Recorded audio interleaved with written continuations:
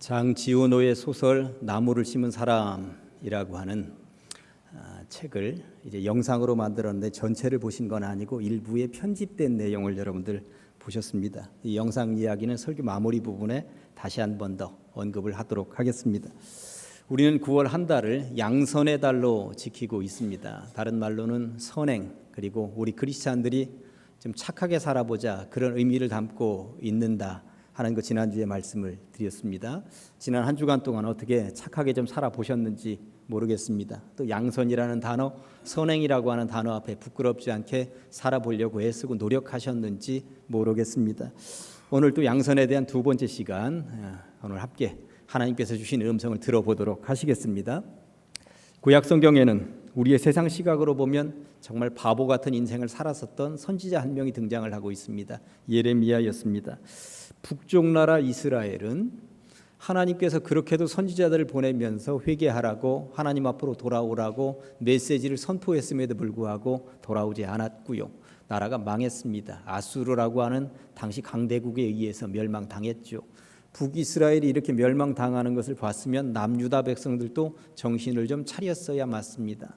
남유다에도 많은 선지자들이 와서 하나님 앞으로 돌아와라, 회개해야 한다, 악을 버려라, 우상을 버려라, 그랬음에도 불구하고 남유다 백성들이 제대로 정신을 차리지 못합니다.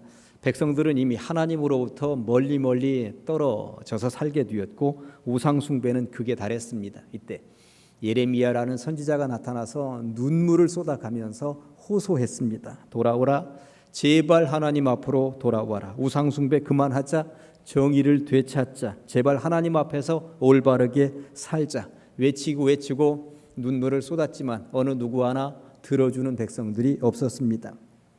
당시의 근동은 최강자 바벨론이 지배하고 있었고요.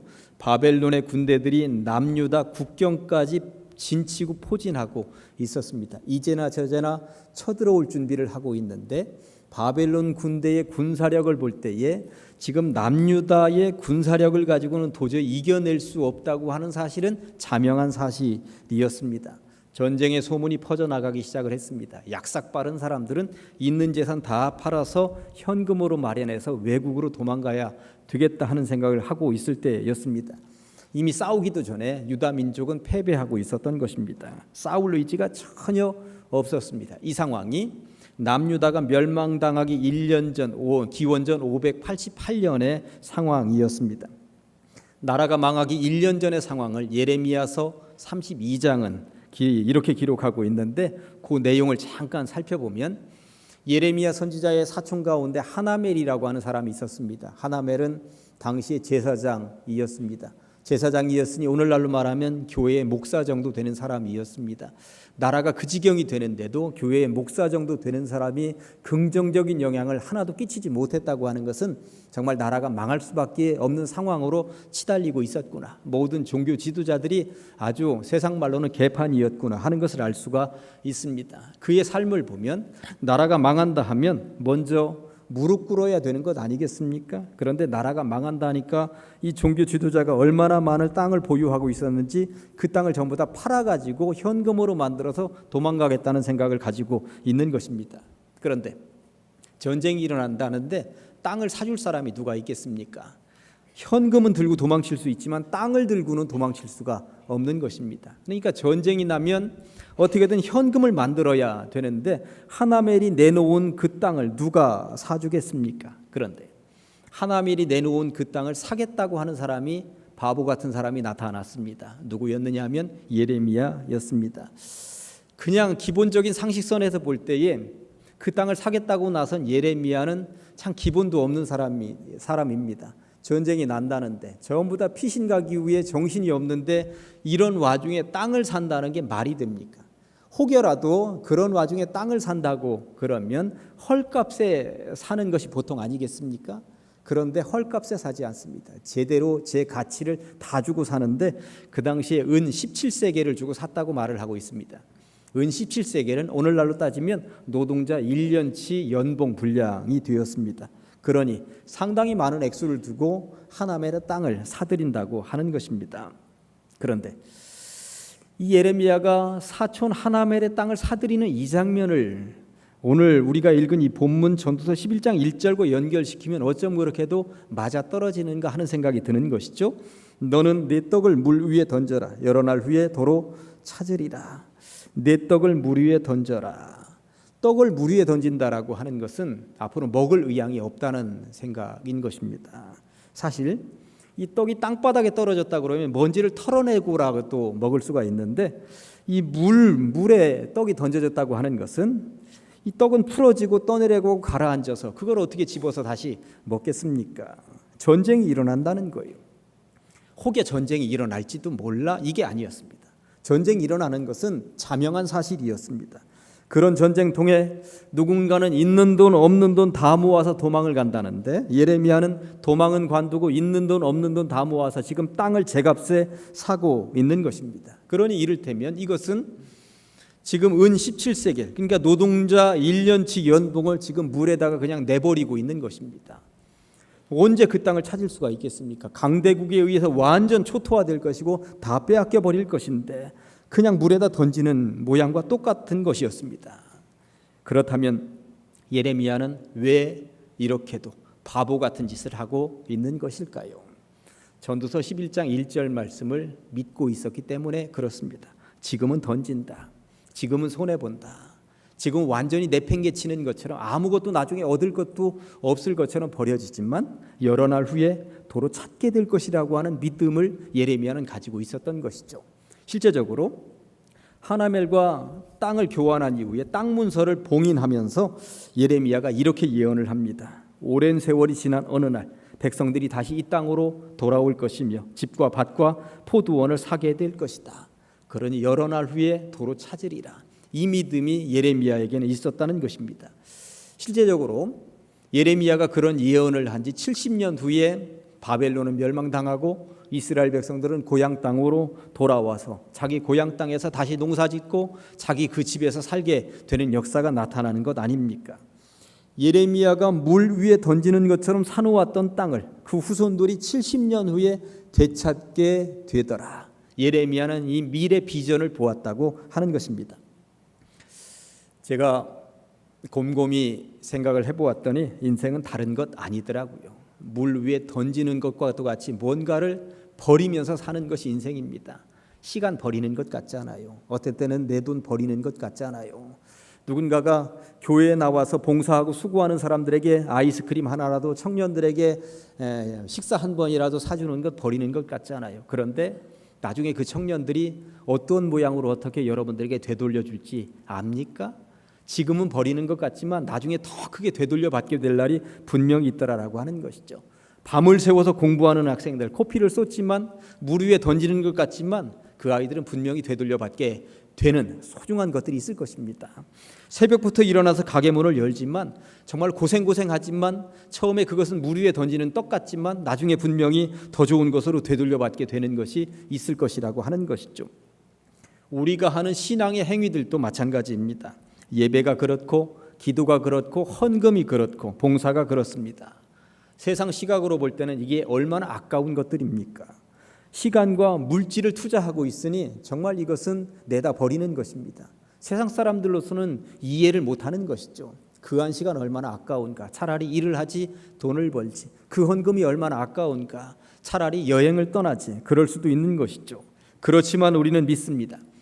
이러한 모든 신앙의 행위들이 물 위에 내다 버리는 것 같지만 결국 우리들에게 소중한 열매로 되돌아오는 날이 반드시 있을 줄로 믿습니다. 그래서 우리가 신앙의 행위들을 하는 것이죠.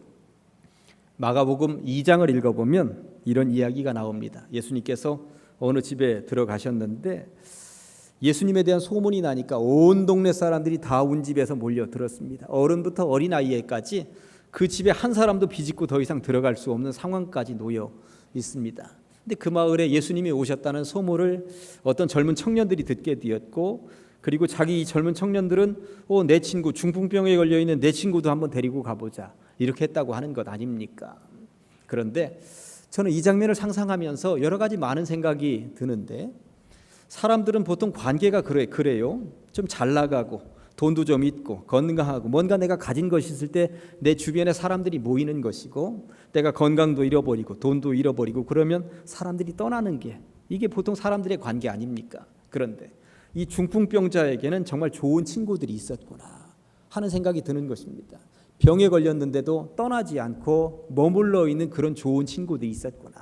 이런 의미에서 그 친구들은 이 중풍병자를 사랑하는 것이고 중풍병자에 대한 의리를 지키고 있는 것이구나. 그런 친구들의 의리, 사랑이 참 대단하다. 이게 기적을 불러왔구나. 그런데 이 친구들은 또 믿음이 있었구나 하는 생각이 드는 것입니다. 예수님 앞에 데리고 가면 산다. 예수님 앞에 데리고 가면 산다 하는 그 믿음이 있었던 것 아닙니까? 그래서 데리고 왔습니다. 그런데 또 보니까 의리도 있었고 그리고 믿음도 있었던 이 친구들에게 뭐가 있냐면 헌신이 있었습니다. 사람들이 워낙 운집에 있으니까 비집고 들어갈 수 있는 공간이 안 나오는 거예요. 어떻게 했어요? 지붕을 뜯었습니다. 요즘처럼 이런 지붕이라고 생각하시면 안 되죠. 그 유대 나라는 가난한 동네이기도 했거니와 그냥 나무 위에 얼기설기 얹어놓은 것들을 다 뜯어낸 것입니다. 뜯어냈다고 하는 것은 원상복귀 해줄 생각을 한다는 것이고, 그리고 어찌 보면 현금으로 나중에 보상해줄 생각까지도 하고 있는 것입니다. 보상해줄 의지가 하나도 없다면 뜯어내겠습니까? 전부 다 뜯어냈습니다. 그러니까 의리도 있는 친구들이, 믿음도 있는 친구들이, 친구에 대한 헌신도 할 수 있는 준비가 되어져 있는 친구들이 이 중풍병 걸린 자기 친구를 침상째 예수님 앞에 달아내렸다고 하는 것입니다. 제가 보니까 자기 친구 중풍병자를 위해서 이 젊은 친구들은 의리의 떡을 던졌습니다. 믿음의 떡도 던졌습니다. 헌신의 떡도 던졌습니다. 그 상황을 놓고 다른 주변에 있는 사람들이 뭐라고 했겠습니까? 미친 짓이었습니다. 지붕까지 뜯어내리면서 저렇게 할 짓인가 하는 손가락질을 당했을 것이 분명하다라고 하는 것입니다. 당시에 의술로 안 되면 그만두지, 뭘 저렇게까지 한단 말인가 했을 수도 있습니다. 그러나 그렇게 의리도 던지고 믿음도 던지고 헌신도 던졌더니 몇 시간이 못 되어 친구의 회복과 치유로 되돌려 받았다라고 하는 사실입니다. 우리들도 누군가를 위해서 어떤 헌신, 어떤 믿음, 어떤 의리 던져본 적이 있으십니까? 교회에 미래가 소망 있는 교회라고 하는 생각을 가질 때 미래 세대들을 위해서, 우리 자녀손들을 위해서 우리는 무언가를 던져야 합니다. 그럴 때 그들이 되돌려 받을 것이 있겠다라고 하는 것이죠. 저는 요즘 뉴스를 보면서 마음이 안타까운 뉴스 하나가 있습니다. 서울에 있는 강서구에 장애학교를 설립하겠다고 하는데 반대하는 지역 주민들이 있는 것이죠. 집값 떨어진다라고 하는 것 때문에 반대하는 것입니다. 여러분들에게 묻습니다. 여러분들의 아파트 옆에 장애학교가 들어선다면 여러분들은 반대하는 쪽이겠습니까? 아니면 들어오는 곳에 찬성하는 쪽이시겠습니까? 예수 믿는 사람들은 찬성하는 쪽이셔야 합니다. 예수님은 어떤 경우에도 장애 아들과 장애인들과 함께 하셨고 그들을 찾아가셨고 그들의 손을 잡아주셨습니다. 저는 반대하는 사람들 중에 기독교인들이 얼마나 있을까? 혹여라도 있다면 그들의 성경책에는 예수님이 어떻게 사셨는지, 무엇을 하면서 살라고 하는 기록이 없는가? 저는 이런 생각을 해보았습니다. 사실 장애학교가 들어온다고 해서 집값이 얼마나 떨어질까요? 안 떨어집니다. 대전에 정림동에 가면 화장터 있는데 화장터 1000변 너머에 아파트 단지 도안동에 들어선 것 보세요. 화장터가 있어도 집 다 들어서고 그 집들이 반토막 나든가요? 안 납니다. 대전 교도소 옆에 집들 들어선 것 보세요. 아파트 단지들이 교도소 옆에 얼마나 많이 들어섰습니까? 교도소 옆에 있다고 아파트 단지가 반토막 나든가요? 그렇지 않습니다. 대전 건양대병원 옆에 장애학교 들어섰습니다. 저는 서구 주민으로서 서구민들 반대하지 않고 장애학교가 들어서 있다는 게 자부심입니다. 얼마나 좋습니까? 서로 장애학교가 옆에 왔다고 하는 것은 내가 사랑을 베풀고 섬기고 돌볼 수 있는 기회, 네가 천사처럼 한번 살아라, 이 기회를 하나님이 주시는 것 아닙니까? 그런데 그 기회를 차버리는 사람들이 있다고 하는 것이 너무나도 안타까운 것입니다. 저는 장애학교가 설립되는 것에 서명운동이 페이스북에 벌어지고 있길래 저는 한 표 던졌습니다. 내가 던지는 한 표는 그냥 물 위에다 던지는 것, 수십만 명, 수백만 명에 비하면 아무것도 아닐 수 있습니다만 저는 그래도 던졌습니다. 이것이 세상을 변화시킬 수 있다고 저는 믿기 때문에 그렇습니다. 양보하면서 사셔야죠. 때로는 버리면서 사셔야죠. 때로는 손해 보면서 사셔야죠. 때로는 섬기면서 사셔야죠. 성경은 그렇게 하라고 말씀하고 있습니다. 그리고 그렇게 내다 버리는 것처럼 지금은 손해 보는 것 같지만 결국 돌려받을 것이 분명히 있다고 성경은 말씀하고 있는 것입니다. 그게 아름다운 것이고 그게 복된 것이라면 버릴 생각하셔야 됩니다. 내려놓을 생각하셔야 되는 것이죠. 그리고 결국 주님은 우리를 외면하지 않으십니다.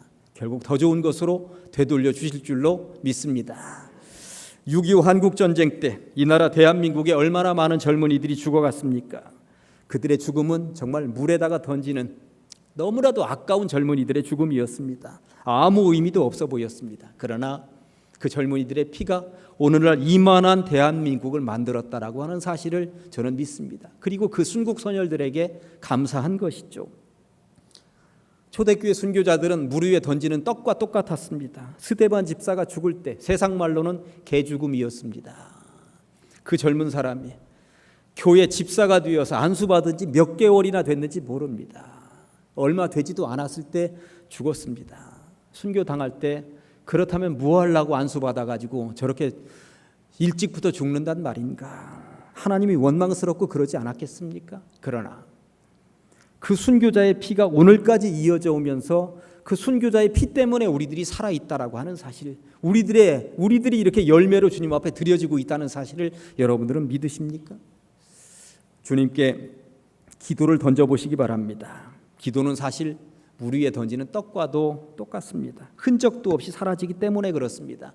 그러나 저는 믿습니다. 기도는 결코 헛되지 않아서 여러 날 후에 반드시 열매로 되돌아온다는 사실입니다. 세상의 시각으로 보면 우리가 드리는 예배, 우리가 드리는 기도, 우리의 헌신과 봉사는 전부 다 헛돼 보입니다. 그러나 이러한 것들이 쌓이고 쌓이면 반드시 되돌려받게 되는 엄청난 축복이 있음을 믿으며 늘 예배, 기도 이것들을 늘 세상의 시각으로는 버리는 것 같지만 쌓아보시기를 주님의 이름으로 간절히 부탁드립니다.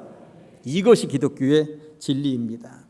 세상 말로는 투자라고 하는 말이겠습니다만 나 자신을 위해서 물 위에 예배의 떡을 던지고 친구와 이웃을 위해서 물 위에 기도의 떡을 던지고 하나님의 영광을 위하여 물 위에 헌신의 떡을 던질 때 처음에는 손해보는 것 같고 세상의 시각으로는 못하는 짓이야 할 수도 있겠습니다만 우리는 믿습니다. 여러 날 후에 여러 해 후에 도로 찾게 될 것이라고 하는 사실을 내가 못 찾으면 후손이라도 찾게 될 것이라고 하는 사실을 우리는 믿는 것이죠.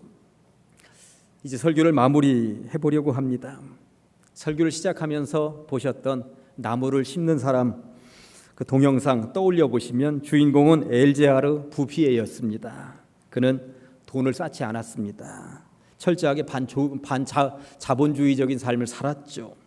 그는 도토리 10만 개를 심으면 그 10분의 1, 1만 개만 살아남았다고 아까 영상에서 말하고 있는 장면을 여러분들 보셨습니다. 그는 무조건 심었습니다. 물 위에 덕을 던졌던 것입니다. 이렇게 역사는 처음에는 무모해 보이지만 물 위에 떡을 던진 사람들에 의해서 이어져 왔구나 하는 것을 우리는 알게 됩니다. 그런데 사람들이 시도도 해보지 않습니다. 그냥 그 황무지 보면서 내버려 두는 것입니다. 어차피 척박한 땅, 저기는 버려진 땅, 그러고 만다는 것이죠. 4절 보니까 풍세를 살펴보는 자는 파종하지 못할 것이요 구름만 바라보는 자는 거두지 못하리라.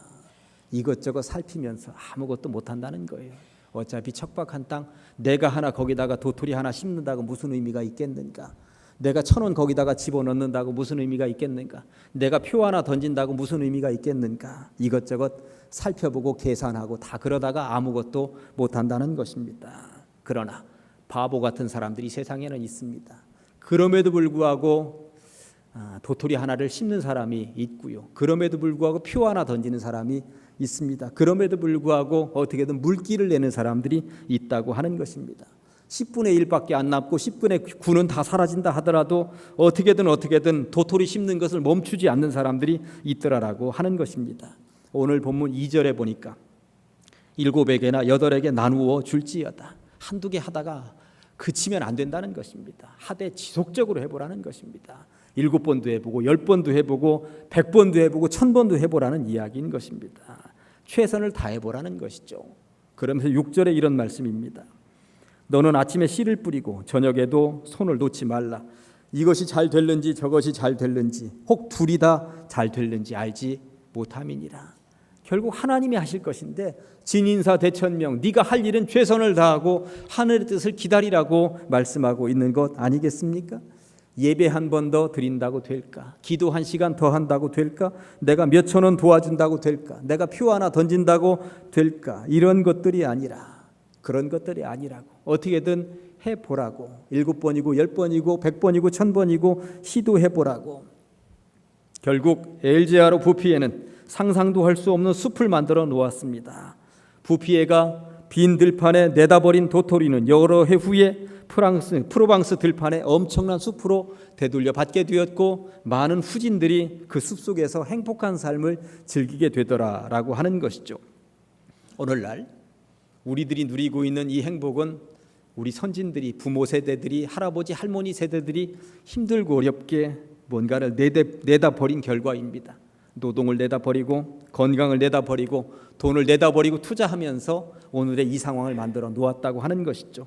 또 거듭 말씀드립니다만 신앙의 선진들이 피를 흘려가면서 만들어 놓은 결과가 오늘 우리의 교회의 결과라고 하는 사실을 절대 놓쳐서는 안 될 것입니다. 그렇다면 우리는 그 혜택을 누리고만 살고 우리 후진들은 우리가 던져놓은 혜택을 누리지 못한다면 우리들은 직무유기일 것이라고 저는 생각을 해봅니다. 우리도 무언가를 던져야 할 것입니다. 우리도 무언가를 희생해야 할 것입니다. 한 번 더 예배드리고 한 번 더 기도하고 한 번 더 헌신하고 한 번 더 봉사하고 한 번 더 베풀고 한 번 더 나누고 한 번 더 낮아지고 한 번 더 섬기면서 우리 시신앙의 후진들이 뭔가 받아서 혜택을 누릴 수 있는, 열심히 물 위에다가 뭔가를 던지는, 그래서 그들이 여러 날 후에 여러 해 후에 도로 찾을 수 있는 그런 기적 같은 삶을 상식적으로 만날 수 있도록 만들어가야 할 줄로 믿습니다. 그러한 주인공들이 바로 여러분들이시기를 주님의 이름으로 간절히 축원합니다. 기도하시겠습니다.